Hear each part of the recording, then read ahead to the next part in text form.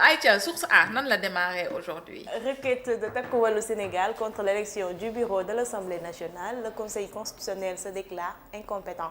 Maanaam il s'en lave les mains, il ne donne pas raison ni à El Malick Ndiaye ni à Aïssata Tall Sall. ñu fàttali ne wàllum parité rek la ñu doon xeex parce que si 7e place bi si je me trompe pas il voulait mettre là-bas ki nga xam ne muy Farba Ngom tandis que beneen camp bi di am ñi nga xam ne ñoo am majorité di waa PASTEF d'accord ñu woon ci loolu ci noonu la ñu daal di demoon déposer li nga xam ne mooy recours foofee ca conseil constitutionnel. Ada parle de 60 216 migrants irréguliers, dont 57 738 arrivés en Espagne, aux îles Canaries en 2024. Le livre de Daouda Gabaya évoque Baya d'accord évoque 8000 victimes maanaam ñi nga xam ne ñoo jël gaal gi doon rallier foofee ci Espagne île des Canaries moom il parle de 8000 victimes voilà. ñu ñëw ci wàllum politique bi avec la déclaration de politique générale du Premier ministre qui est finalement prévue pour le vendredi prochain 27 décembre 2024. Enfin, Sonko à l'hémicycle, les ministres invités à transmettre au secrétariat général du gouvernement leur agenda législatif au titre du premier semestre de l'année 2025. Ousmane Sonko veut la restructuration des entreprises publiques et parapubliques en grande difficulté. Voilà. ñu ngi ko doon xaar depuis nga xam ne ñëw nañu ci ginnaaw ba defee seen ay 90 jours ci bopp gouvernement bi finalement Ousmane Sonko sera à l'Assemblée nationale pour sa DPG le 27 décembre. Après avoir beau dire qu'elle n'a jamais bloqué les activités de la mairie de Dakar, la police piégée par Barth. Voilà mu nekk conférence de presse bi nga xam ne démb woote woon na ko wala point de presse bi nga xam ne woote woon na ko démb à 16h. à l'hôtel de ville de Dakar moom Barthélémy Dias ginnaaw bu mu demee jotul yegg fi nga xam ne mooy ci mairie bi ndax lan nos forces de défense et de sécurité dañoo barricadé woon li nga xam ne mooy mairie bi duggul ñi nga xam ne la ñu mayoo ñu daal di dugg mooy les secrétaires municipaux qui font office de la police municipale loolu source a daal di xamle ni les adjoints au maire ni le bureau municipal n'ont pas pu accéder à l'hôtel de ville complètement barricadé par les forces de l'ordre. À Babacar Mbeng, maire de Hann Bel-Air, ou à Oumar Sow, ancien conseiller spécial du président Macky Sall, la police balance, c'est une instruction. Nous sommes tenus de la faire respecter. Personne ne doit rester ici, circuler. Barthélémy Dias est venu avec Bougane Gueye Dany à 16h30. Les portes de la mairie lui étaient fermées. Le maire déchu entre dans le magasin Auchan pour acheter des tablettes de chocolat et du café. À l'intérieur du magasin, il en a profité pour vendre son trophée de guerre. En ces termes, dire la vérité est un délit pour ces autorités. Je voulais montrer au peuple sénégalais que le communiqué de la police est un tissu de mensonges. C'est la mort de la démocratie et c'est aux Sénégalais de se lever pour dire non. Voilà.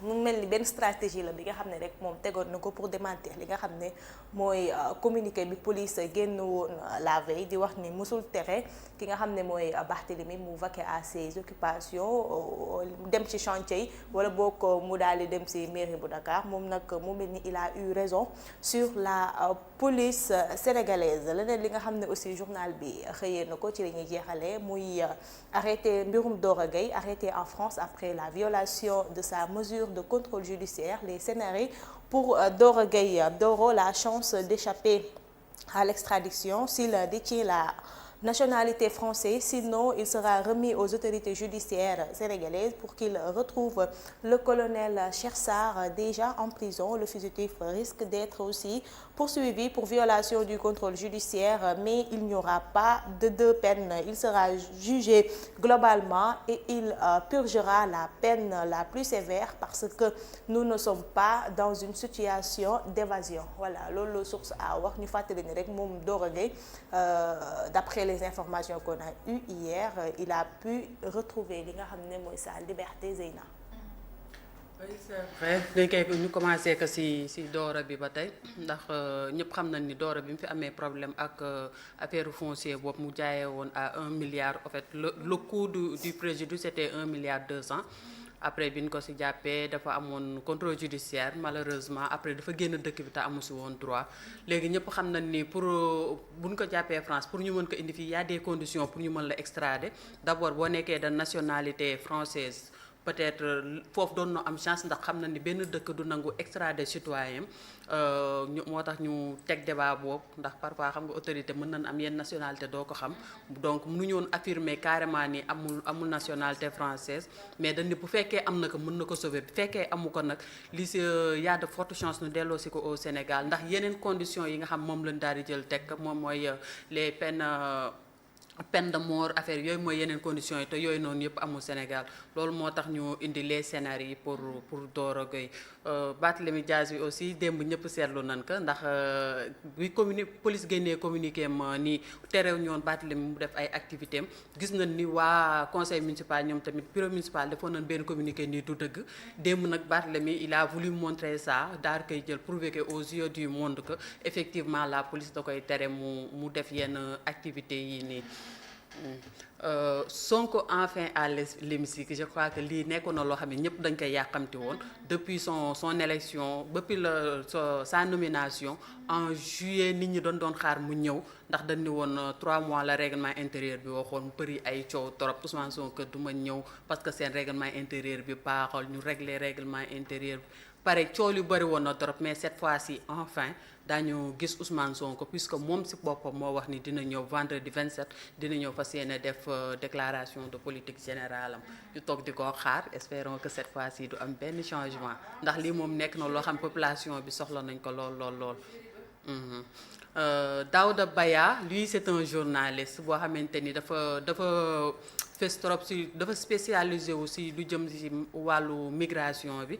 léegi nag moom après quelques années ci métier bi mu daal di génnee benn livre pour daal di wax yenn tout ce qui concerne ce phénomène là ce phénomène mortel mu daal di choisir aussi démb nga xamante ni dafa nekkoon journée internationale de la migration moom mu choisir pour daal di mën a publier livre am wax ñu lu bari lu jëm ci secteur boobu noonu commencé que ci problème yi ci jël ay témoignages yi nga xam ne dañ ci nekkoon joxe ay quelques chiffres ak ay propositions ñuy wax nit ñi rek nañu daal di daw jënd livre boobu ndax am na yu bari yoo xamante ni joxe na ko ci. Conseil constitutionnel par la fois passée bi ñuy nommé le bureau Amina yaa ngi naan léegi c'était pas le 7e vice-président c'était le 8e vice-président ndax bu fekkente ni seen problème mooy problème mu parité la woon ndax dañ ni woon comme ñii góor lañ commencé donc à la fin jigéen moo fa waroon nekk léegi waa takku wàllu nit ñoom bu ñu respecté parité bi comme ñoom jigéen lañ waroon teg comme premier vice-président bu leen defee ñoom dañuy mën a am góor à la dernière minute mooy 8e vice-président coow loolu bari fa woon loolu ba wax ji xawoon na fa takk ba ñuy jàpp di suspendre séance bi et tout mais à la fin président de l'Assemblée nationale dafa jëloon décision daal di ni leen bu fekkente ni mënu leen ñu indil jigéen ñun daan wax beneen groupe bi nga xamante ne moo fi nekk mu daal di proposer beneen jigéen si coow loolu noonu après si loon indee keneen après ça nag si la waa takku waxoon ni ñoom dañuy def benn recours pour daal di wane ni non seulement respecté wu ñu parité bi que ñii seen 8e vice-président bi ñoom moomu ñoo ko waroon jël malheureusement pour ñoom ñëpp xam na le conseil constitutionnel c'est juge en matière électorale la mais lu jëm si ay affaire biir assemblée noonu moom yoonam nekku si loolu la leen wax gis nañ aussi démb am na communiqué yu doon génn ñu naan le conseil constitutionnel a donné raison à El Malick Ndiaye il faut préciser que c'était pas ça du tout certes El Malick dans ses mémoires il a précisé que ni conseil constitutionnel yoonam nekkul ci affaire assemblée nationale bi du élection boo xamante ni moom war na ci mën jël dugal loxoom c'est vrai moom loolu la joxe woon ci mémoire de réponse am c'était ça mais cela ne veut pas dire que ni conseil constitutionnel dafa daal di dem nii que il a rendu une décision boo xamante ni ça lui est favorable non c'est pas ça le conseil constitutionnel daf ne leen man sama yoon nekk ci affaire assemblée la c'est à vous de régler ça daal di ci jël génn ci waaw daf see taxawaay bu neutre sax ni leen yéen la concerne li jënti li leen ko seen bopp non mais le conseil constitutionnel c'est un juge électoral alors que lii ça n'a rien à voir avec une élection bu fekkoonte élection présidentielle législative affaire yooyu noonu doon na dem mais là lii ñoom la concerné ndax ñoom ñoo daal di dem jël pièce seen bopp. pour mën leen départager. waaw loolu xanaa ñu jéem a laajaat ndax bugguma si wax loo xamante ni wóoruma après ñu jéem a gëstuwaat ak juriste yi ñoom constitutionnaliste yi daan ñu si mën a wax lu leer peut-être. am na ku ne woon conseil constitutionnel da caa maandu kii nu mu tudd greffier yi ñoo koy dem beneen kii waaye waa Barthélémy Dias la police piégée par Barthélémy Dias si maa ngi koy wax léegi nii xam nga bi coow li jógee fii nii Barthélémy Dias dañ ko révoqué fee en fait dañoo constaté sa démission loolu mooy la vrai terme biñ ki préfet dafa constaté sa démission après moom bi mu demee nii day def conférence de presse ñëpp gis nañ ni dañ leen daal jël génnee leen ci salle bi police daal di ñëw dajji bunt yi ñu après ñu génnee leen foofu 2 jours après mu ni dafa am benn lancement des activités bu mu doon def mu dem foofu aussi ñu téye ko bureau conseil bi ñu téye ko boobu waa conseil municipal noo def communiqué daal di koy wax nit ñi mais si saa si police dafa génnee beneen communiqué ni leen loolu du dëgg moom mosul téye kenn yoonam ne certes dafa am zone yoo xamante ni chaque fois police dafay nekk pour régulation pour mën a maintenir la sécurité là-bas moom loolu la expliqué ci document mais sur le coup aussi waa bureau municipal dañ génneewaat beneen communiqué ni leen non non loolu c'est pas vrai effectivement police daf ñu daal di jël tere ñu dugg ci biir te dafa tere aussi Barthélémy Dias mu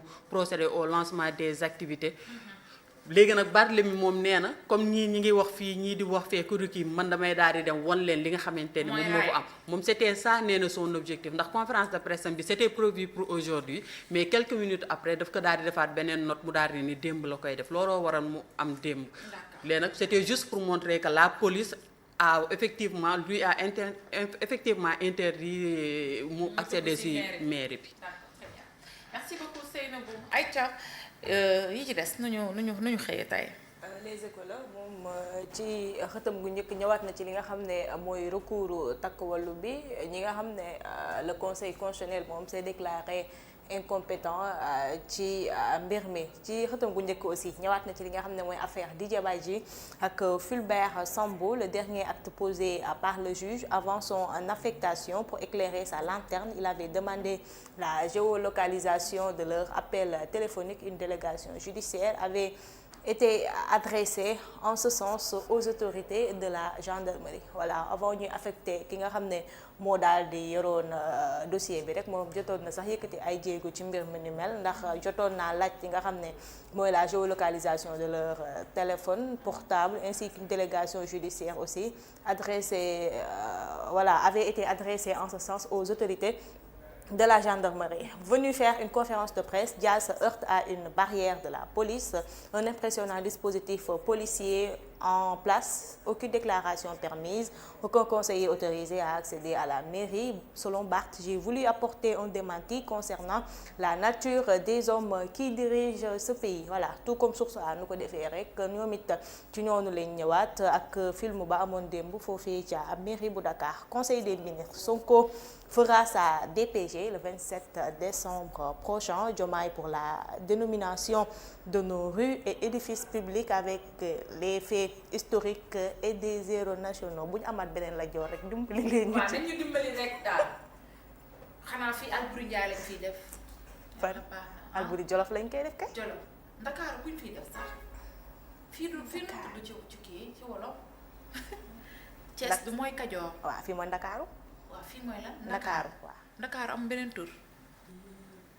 boobu doo nga laaj ko. ku fi ne ci héros yi ku fi ne ci héros yi. alors kan moo fi ne ci héros yi. lu ma si xam nii héros Dakar est-ce que am na héros xanaa ñu xool si biir Lebu yi ba xam comme ñoom ñoo moom Dakar. waaw Lebu yi ñooy borom Dakar nag. wala ñu def baat.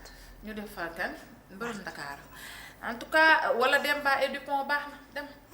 non en fait je crois que ñoom fii li ñu ci bëggoon wax mooy ñu jël les rues ak édifices yi nga xam ne dañ fi nekk comme ni ñu def sa centre kii bi grand théâtre ni ñu ko tuddee Doudou Ndiaye Rose affaire yooyu que ñu daal di jël rue yi au lieu ñu wax ay rue Blaise Diagne rue kii ñu jël des gens yoo xamante ni fii lañ nekk ñu def leen non mais moom aussi c'est aussi une manière de les rendre hommage vraiment waaw ndax ñoom aussi nekkoon na ñoo xam sonnoon doon trop ci dëkk bi waaw dafa neex na comme ça ay rue Jal Diop yooyu noonu tur yooyu dafa neex rue Alboury Ndiaye rue Maba Diakhou Ba rue Bour Sine ku mëndoo feen yàlla baax na demal Vox Populi ci seen xët bu njëkk ñoom it ñëwaat nañ ci li nga xam ne mooy assemblée nationale avec la DPG du premier ministre qui se fera le 27 décembre, voilà, après des mois d'attente, voilà, une fois Ousmane Sonko dina dem devant les députés pour 11 voire à 12 tours d'horloge daal di leen wax fan moom ak le président Diomaye la ñu daal di jëmee dëkk bi. mbirum Barthélémy Diaz aussi journal bi ñëwaat na ci ni ko police interdire des mots daal di accéder ci mairie bi waaye tamit décision wu conseil constitutionnel moom it journal bi ñëwaat na aussi ci li nga xam ne mooy conseil des ministres démb ba. Diomaye élève en urgence l'accélération des programmes de logements sociaux, voilà, faire du logement décent pour une cause nationale à partir de l'année 2025. mooy dëgg de. voilà logement sociaux yi. ñëpp dëkk war na ci taxaw na ñëpp a war a dëkk ñëpp a war a am kër Sénégal suuf si nim bare ngay gis 1000 hectares benn nit. ñàkk xel ay 600 terrain. ay 600 terrain benn nit ñàkk xel. ñëwaat na aussi ci li mu bëgg ci suñu grand homme yi ñu tuddee leen kii ak statut voilà Moussa ñu dem si beneen. rue Maba Diakhou Ba. Le Soleil. Voile de poussière sur le pays et maladies saisonnières, sale temps de grippe à Dakar et partout au Sénégal. Partout au Sénégal dañuy tooyal aussi mouchoir mais yow booy tooy masque bi soo ko humide soo ko tooyalee tuuti rek nga bàyyi ko noonu tamit. waaw ça retient un peu le kii parce que mën nga def masque te fekk ne poussière bi day bëri sa kaw ba nga xamante ni mais boo ko xawee tooyal tuuti rek dina ko stagner te bu fekkente ni daf la dal également nga takk masque booy génn bañ a nuyu nit ñi bañ a nekk ak nit ñi. parce que grippe dafa gaaw waale aussi. effectivement te ba tey am na ñoo xam ne vacciné wuñu sama classe. ci Covid. bari nga si ay morom. Moussa ñu dem. su ma doon génn dëkk bi dafa ma dem ñaar sax laay def. Walf Quotidien moom ñëwaat na ci li nga xam ne mooy loi de finances 2025 bi atout et faiblesse Abdoul Mbaye aucun effort de réduction du train de vie de l'État n'apparaît. Chronique de Ousseynou Gueye l'État s'éloigne des recettes du FMI, voilà ñoom ñëwaat nañ ci mbirum Sonko ñëwaat aussi ci Barthélémy Diaz voilà ak yeneen Moussa ñu dem. yàlla baax na demal. dem si en apostol Moussa ñu dem di ko bamtuwaat nag. kot la de ñaar xam nañ. aja l'observateur ci xëtaw gu njëkk dellu si na ci mbirum Doro Gueye avec plus d'éclairage comme ni ko source a daal di defee rek Doro Gueye un retour presque compromis, la pathologie incompatible avec les conditions carcérales et le certificat médical de son médecin italien, la convention d'entraide judiciaire et d'extradition entre le Sénégal et la France qui pourrait être fatale aux voleurs fuyants. Voilà moom loolu la daal di wax Yaya Jammeh qui désire se faire juger au Sénégal comme Hissène Habré moom tamit. waaw mun def. Yaya Jammeh il faut dafa am ay crimes de guerre ak ay yooyu. Gambie xanaa nekk xam naa régime dictatorial bu mu doon. Yaya sous son régime c'était autre chose. régime dictatorial bu mu defoon bañ na ko bi ñu defee coup d'état bi si en fait dafa taw si la demee woon Guinée équatoriale je crois ba tey. coup d'état ba. bi ñu defee élection baal leen ma de waa Gambie mu ne moom day contester résultat yi d'accord. waaye mais après dafa demoon. waaw mais après CEDEAO ñoo def médiation waa Guinée. fa la dem léegi luñ koy jugé ci gestion wala ni mu doon teewee nit ñi foofu. je crois il y a des trucs de crimes de guerre mën naa ko xoolaat après mais amaat na waay mais waay Yaya bëri na trop ay cas wu maltraitance des personnes waay bëri woon na ko trop. dictatorial en fait. waaye réew ma léegi de amul jàppal ma samay daal aja Moussa ñu dem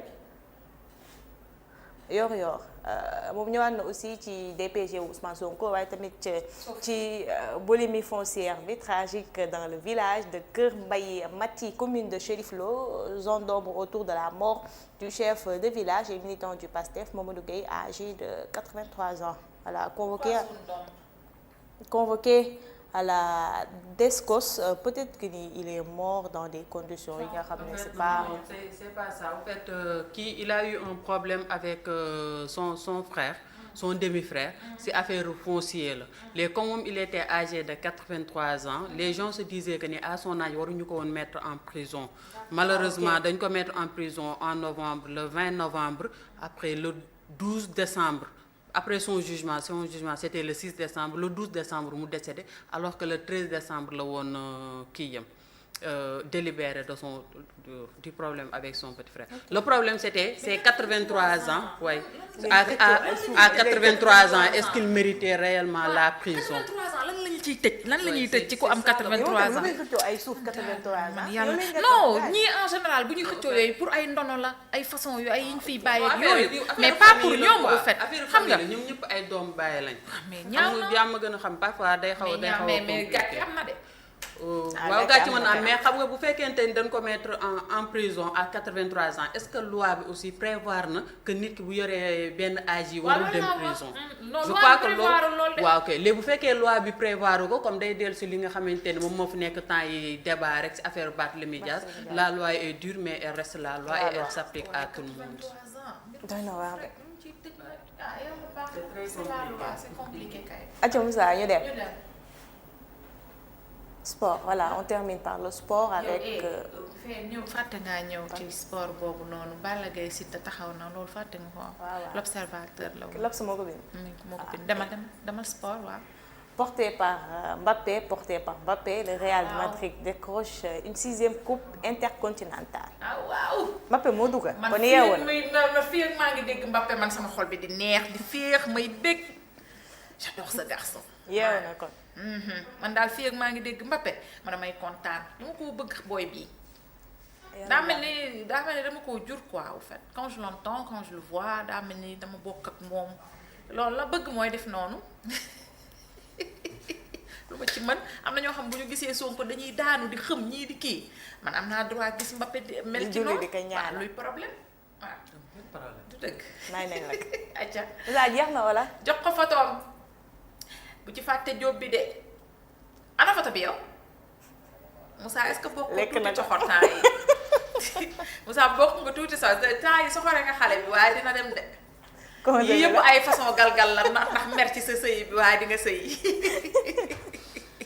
lii lépp mer la rek Moussa waaye dina dem de en tout cas buy ñëwaat moom bu ci fàttee yokk Jóob wax dëgg yàlla Jóob Aminata Ban Jóob mi ngi noonu merci la joor sax moo ngi tax may bañ Jóob bi ah yeggul foofu nag kanamu la joor bi ñu naan ma sa goro la Abdou Gueye dem ma sa goro Abdou Gueye du nitu dara merci beaucoup Aminata on te retrouve léegi ak suñu ganu bés bi pour la dernière partie de cette